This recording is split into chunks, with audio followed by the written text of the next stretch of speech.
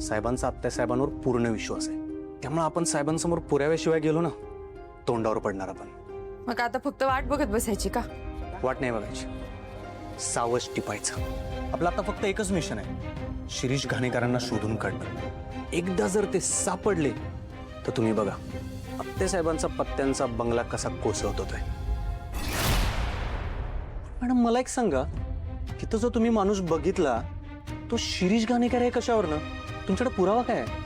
अरे 612 मध्ये एक माणूस होता, त्याने सफाई कामगाराचे कपडे घातले होते.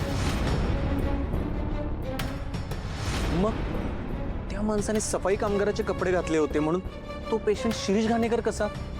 नाही शुभ, तो माणूस दुसरा तिसरा कोणी नसून तुझे बाबा होते. त्यांनी सफाई कामगाराचे कपडे घातले होते. काय? अण्णा? अहो कसं शक्य आहे मॅडम? अण्णा तिथं कशाला जातील, ती बी असं रूप बदलून?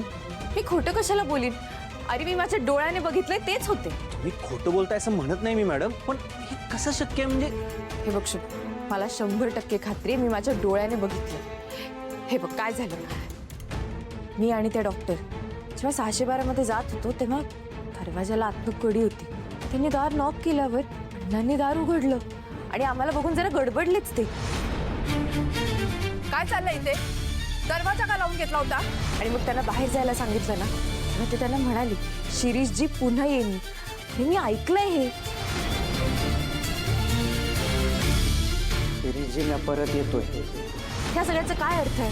हेच ना की अण्णा ओळखतात शिरीष घाणेकरांना आणि ते त्यांना भेटायलाच तिथे आले होते. म्हणजे अण्णा शिरीष घाणेकरांना भेटायला गेलते तर म्हणजे त्यांना सगळं माहित असणार. हो, हे सगळं नेमकं काय आहे ते आपल्याला तुझे बाबाच सांगू शकतील आता. अहो मग विचार कशाला करायचा? चला अण्णांकडे लगेच जा, एक गाव दोन तुकडे करूयात.